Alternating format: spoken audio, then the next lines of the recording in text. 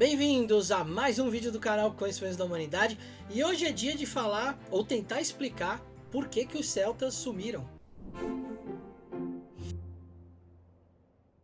Vamos lá então, vamos embarcar nessa história de um povo que a gente adora falar sobre, e a gente vai falar um pouco por que os celtas entraram em declínio. Primeiro a gente precisa entender quem são os celtas. Os celtas não eram uma nação, não eram um país. Eles eram uma série de tribos que muitas vezes dividiam entre si uma cultura e uma linguagem, mas não se viam como nação. Inclusive, entravam em guerra entre eles várias vezes sempre que eles podiam. Os celtas, então, conforme a gente sabe hoje por achados arqueológicos, se espalharam do que é a Irlanda até o que é atualmente a Turquia. Não em todas as regiões, mas principalmente eles estavam concentrados onde é hoje a Irlanda, a Inglaterra, Portugal e Espanha, a França e locais ali como a Suíça, a Alemanha, a Áustria. Esses eram os principais pontos onde tinham mais celtas, mas eles estavam espalhados, como eu disse ali, inclusive os gálatas, né, até a região ali da Turquia. O que mantinha então essa ideia de que eles eram um povo único? Como eu disse, a cultura. Eles primeiro tinham deuses que eles adoravam mais ou menos em comum. Mitologicamente falando, os celtas adoravam deusas que estavam relacionadas a rios onde eles estavam acampados, vamos dizer assim, onde ficava a tribo deles. Então, por exemplo, a deusa Dana, que é uma das grandes deusas da mitologia celta, ela tem a ver com o rio Danúbio. O nome do rio Danúbio vem justamente dessa deusa. E outros rios pela Europa foram batizados com nomes de deusas, porque a relação dos rios com os celtas era muito importante. Eles ficavam próximos dos rios porque eram os locais onde eram mais férteis, onde eles podiam plantar. E se eles tinham abundância de comida, isso fazia com que os celtas tivessem uma vantagem estratégica muito grande. Já que eles não precisavam se preocupar tanto assim com a agricultura, porque eles estavam próximos de rio, eles tinham uma certa abundância de colheita, eles acabaram se desenvolvendo muito na metalurgia. E esse é um dos motivos pelos quais os celtas se tornaram grandes dominadores do cenário indo-europeu. Eles substituíram, através do ferro, as sociedades antigas, que eram a sociedade do bronze, inclusive na Inglaterra, na Irlanda, onde tinha essas sociedades do bronze. Eles foram lá e acabaram tomando esses locais. Se espalharam e, durante muito tempo, eles cresceram na Europa, se multiplicaram, não tinham ali, a não ser por eles mesmos, essas disputas internas, então eles não tinham nenhum grande inimigo que aparecia ali para atacá-los. Isso vai mudar com o tempo, quando o Império Romano vai crescer. O Império Romano, depois do Aníbal, né, que é aquele general cartaginês que ameaçou Roma, talvez os celtas tenham sido o maior inimigo que Roma teve. Roma, dentro da sua necessidade expansionista, via então nos celtas como seu maior obstáculo para dominar toda a Europa. E além disso, o que os romanos encontraram quando começaram a avançar para cima dos helvéticos, que hoje é onde é a Suíça, para cima da cultura Hallstatt, que é hoje onde é a Áustria, e para principalmente a região da Gália francesa, que foi onde aconteceram as grandes guerras gálicas, que são muito bem retratadas nos diários de Júlio César. O que vai acontecer nessa época? O Júlio César era um procônsul, ele queria fazer o nome dele, e ele sabia que os gauleses, os celtas, eram os caras a serem atacados para ele fazer o nome dele.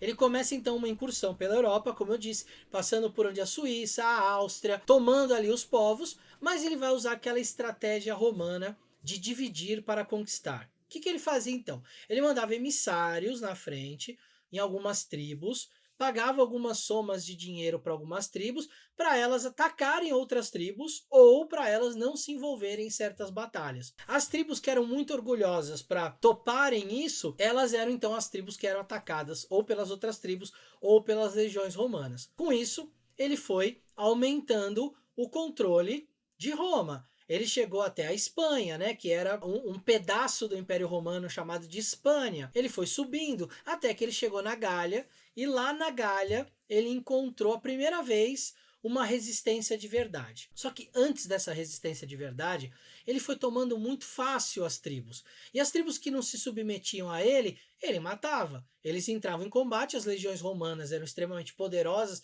militarmente, eles acabavam vencendo os celtas facilmente, porque os celtas estavam ali separados por tribos. Com o tempo, os celtas foram percebendo que aquela estratégia deles de ficarem isolados não estava dando muito certo. E aí uma classe de cidadão, vamos dizer assim, dentro dos celtas, que era muito importante para eles, acabou tomando a frente. Eles eram os druidas.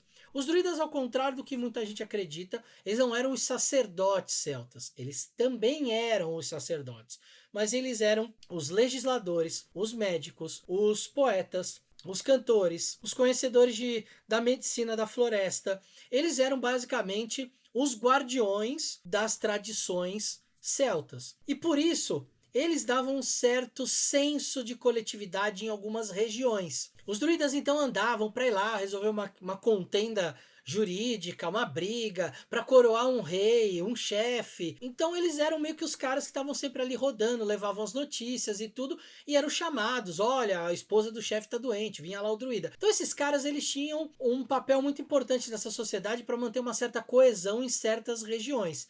E foi justamente ali na região da Gália, onde tinha um local que era uma floresta sagrada dos druidas, em que os druidas começaram a conversar entre eles para convencer os chefes tribais a se juntarem contra a ameaça romana. E eles conseguiram convencer um dos chefes, chamado Vercingetorix. E o Vercingetorix, ele foi um grande líder gaulês que conseguiu juntar muitas dessas tribos junto com ele para contra-atacar os romanos. Só que, infelizmente, eles fizeram isso tarde demais. Quando ele juntou essas tropas, os romanos já tinham um domínio muito grande de quase todo o território francês, quase todo o território da Península Ibérica.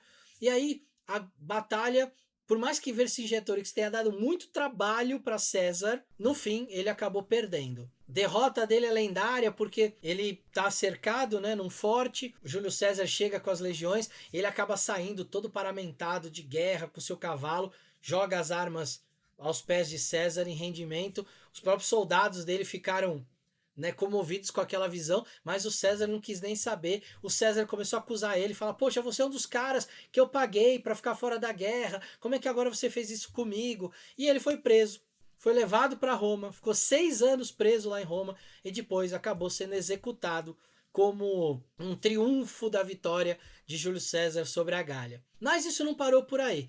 Os romanos mataram muitos celtas durante esse processo de conquista, principalmente durante a revolta do Vercingetorix. Muitos foram mortos, ficaram extremamente enfraquecidos e aí o Império Romano tomou conta. Mas isso não quer dizer que só porque o Império Romano tomou conta, esses caras já eram romanos. Os costumes celtas continuaram, principalmente numa região da França chamada de Britânia. Lá, até hoje, inclusive, existe uma língua que é da região, que é uma língua que tem origem dos celtas antigos. Tem outras regiões que mantiveram isso na Península Ibérica, por exemplo, como a região da Galiza, aquela região de Lugo. Em Portugal também a gente tem alguns locais. Então, a cultura ela acabou se mantendo ali entre os povos e algumas coisas ficaram. Roma não parou por aí. Roma decidiu que só invadir a parte ali da França e da Península Ibérica. Roma não achou que o líder dos Arveni, que era o Vercingetorix, ter perdido a Batalha de Alésia era o suficiente. Isso era por volta de 58 a.C. E aí, 46 a.C., ou seja, 12 anos depois, a gente já tem agora o imperador Cláudio no poder e ele ordena uma invasão à Bretanha. Essa invasão, ela acontece, existe muita resistência no início, mas aí os romanos conseguem invadir a Bretanha, principalmente o sudeste, onde eles tomam conta ali de uma cidade ali perto do Tâmisa, que eles batizam de Londinum, criam uma outra cidade chamada Camulodunum e uma outra cidade chamada Bath, que é uma cidade hoje que existe lá na Inglaterra, famosa inclusive pelos banhos romanos lá que tem em frente à catedral da cidade. É uma cidade super pequena, mas você ainda pode ver a influência romana lá na cidade. Então eles foram construindo essas cidades como fortes, e aí chega uma ordem do imperador de que os celtas precisam ser dominados. E para dominar os celtas, o imperador Cláudio ele tem uma ideia. Ele resolve atacar os celtas na cultura dos celtas. E quem era o representante dessa cultura? Eram os druidas. Existia uma espécie de Vaticano druida numa ilha chamada Inis Mons, que hoje é a ilha de Man, lá na Inglaterra. O Claudius, ele chama um dos melhores generais que ele tem, que é o Gaius Suetonius Paulinus, e manda esse cara invadir a ilha de Mona e matar todos os druidas que ele encontrasse pelo caminho. Ele faz isso. E quando ele faz isso, ao mesmo tempo, do outro lado da Inglaterra, um pouquinho para o norte ali de Londres, um cara chamado Prasutagus, que era o líder dos Iceni, que era uma micronação celta ali dentro da Inglaterra. Ele era um cara que era aliado de Roma. Só que ele morre. Quando ele morre, os soldados romanos cometem algumas violências contra a esposa dele e as filhas dele. Em algumas fontes é dito que só eles bateram nelas. Em outras fontes dizem que, inclusive, ocorreu violência sexual contra elas. Bem, mediante disso, a rainha, que era a nova chefe, os celtas tinham isso, não precisava de um rei, podia ser uma rainha. A rainha chama os Iceni e todas as tribos que estão em volta dos Icenes para se levantar contra os romanos. Essa rainha é a rainha Boudica. Ela é super famosa na história da Inglaterra. Tem uma estátua da rainha Boudica lá no quase em frente ali o Big Ben, ali no Tamisa, em homenagem a ela, é o que ela fez. O que ela fez? Ela mais ou menos juntou 200 mil celtas, foi para Camulodunum, que era onde o governador romano morava, botou a cidade abaixo, queimou a cidade. Quando isso aconteceu, o Suetônio Paulino estava do outro lado da Inglaterra, recebeu a mensagem de que ela tinha feito um levante. E ele veio. E ele chegou em Londres, que era Londinum. E ela atacou. Ele não conseguiu defender Londres e ela queimou, botou Londres abaixo também. E aí ele recuou para o interior e ela foi atrás dele. E aí ele começou a receber reforços da legião dele que tinha atacado lá os druidas. Essa legião dele ficou com cerca de 10 mil homens e ela com 200 mil indo para cima dele. O Suetônio Paulino não era um brilhante general à toa. Ele escolheu um local estratégico para a batalha muito bom e ele venceu a batalha. 10 mil romanos contra 200 mil celtas. Ele venceu a batalha. Isso fez com que o povo celta perdesse ali muita gente, fez com que os romanos conseguissem instituir um domínio muito maior sobre a Bretanha, e eles foram subindo até que eles chegaram numa outra região, onde tinham muitos druidas, e aí nessa época já era o imperador Adriano, e ele manda construir uma muralha em cima daquele local. Ele percebe que existe ali uma linha, como se fosse ali uma localização geográfica onde tinham várias escolas druidas ao longo de um local. Ele manda destruir, matar todos os druidas e ele coloca uma muralha em cima para acabar com aquele local que para os celtas era sagrado. Aquela linha ali era sagrada e era por isso que tinham as escolas druidas. Por que os druidas eram tão perigosos? Primeiro eu já disse, porque eles eram meio que essa cola que colava essa sociedade celta. Mas também porque a religião druídica ela pregava a imortalidade da alma, a ressurreição, ela pregava que morrer não era um problema. Então imagina, você vai enfrentar um povo que, segundo os diários de Júlio César, lutava pelado, pintado, gritando, as mulheres pegavam em arma, as crianças pegavam em arma, eram selvagens na hora de ir para cima do exército romano, aquilo dava medo nos caras, e ao mesmo tempo aquilo para eles era uma glória. Se morresse, voltava depois. Ou ia para uma vida lá que ia ficar de boa até escolher voltar. Para os caras não era um problema morrer. Então imagina você controlar um povo que não é um problema morrer. Eles tinham que acabar com essa cultura. E aí o ataque foi maciço. Então a gente tem um começo de um esfarelamento da cultura celta, porque os druidas deixam de existir. Para vocês terem uma ideia de o que a morte de um druida representava, um druida ele passava por 20 anos de treinamento. Ele memorizava todas as leis, magias, conhecimentos do povo, histórias, poesias, músicas. Ele memorizava tudo em 20 anos, não tinha nada escrito.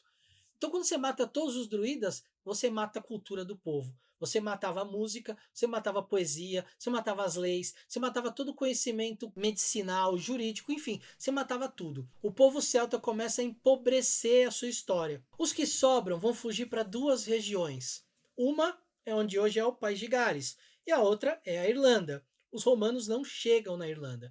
E a Escócia também vai ter lá uma influência celta, mas lá você tem os Pictos, que são outro tipo de povo, um pouco diferente. Então lá você tem um pouco menos dessa influência, mas a Irlanda acaba se tornando o único país aonde a cultura celta permanece por muito tempo. Depois o que vai acontecer com o tempo? A cristianização. A cristianização vai crescer dentro do próprio Império Romano. Isso vai fazer com que os celtas se desliguem mais ainda da sua tradição. E quando os romanos deixam a Bretanha ali por volta do ano 500, a Bretanha já está praticamente cristianizada, não inteira. Ainda tem muita gente lá que resiste, mas ela ainda não está, ela já está bem cristianizada. E aí você pega com isso, essa região que ainda manteve um pouco da cultura, invasão dos anglo-saxões, invasão dos vikings, você tem os daneses invadindo, enfim, uma galera invadindo, a cultura acabou se misturando tanto, tanto, tanto, que ela se diluiu. Mas como eu disse, na Irlanda ela continuou. Ela vai começar a mudar de figura na Irlanda quando ocorre a cristianização da Irlanda. Mas até a igreja irlandesa, até hoje, ela é uma igreja diferente. Você vai ver uma cruz da igreja que é uma cruz celta, com os nós celtas. Então a cultura celta, inclusive muito do que a gente sabe hoje, do que poderiam ter sido os celtas, é por causa da Irlanda, porque lá muitas tradições continuaram e seguiram através dos irlandeses. Outro lugar que tinha tudo para ser celta e infelizmente não foi, é Paris. Paris é um local que por volta do ano 300 a.C., uma tribo galesa chamada Parise acabou ficando naquele local. Eles sofreram também com as invasões romanas, eles acabaram se juntando com outras tribos, como os Aulercos, os Sénons e os Camulogeni, para poder tentar enfrentar um dos tenentes generais do Júlio César, que era o Labieno, mas o Labieno acaba conquistando a região, que para eles era muito importante, que era muito parecida com Roma. Tinha uma ilha com um rio em volta, com pontes ali que ficava fácil de controlar. Então eles acabaram dominando aquela região. Os romanos batizaram então essa proto-Paris, vamos dizer assim, de Lutécia, porque eles consideraram que os celtas que viviam ali chamavam-se Loutochese, mas com o tempo também a cultura foi sendo desfeita, até que também chegou o cristianismo e a gente não tem quase nenhuma influência celta em Paris. A não ser quando de vez em quando eles escavam alguma coisa por lá e encontram alguma coisa ou da época romana ou da época dos celtas que lá viviam. Ainda existem algumas influências célticas que a gente vê por aí. Como eu disse, existem algumas linguagens que sobrevivem até hoje. Tem 5 línguas vivas ainda que derivam da língua original dos celtas. Uma é o bretão, outra é o gaélico irlandês, a outra é o manx, a outra é o Welsh, que é falado no País de Gales. O Manx é falado na Bretanha ali, que é um pedacinho da França. E por fim, na Escócia, o gaélico escocês. Passemos então por uma longa história dos celtas para entender um pouco por que eles entraram em declínio, por que sumiram enquanto cultura, como é que os romanos conseguiram destruir a cultura celta e quanto nós aqui, românticos dessa cultura, ainda tentamos estudá-la, entendê-las e trazer de volta coisas que os celtas faziam. Não tudo, tá? Eles faziam alguns sacrifícios humanos, acho que a gente não precisa disso também. Nem ir pra guerra pelado. Mas tirando isso, tem muita coisa bacana que os celtas deixaram.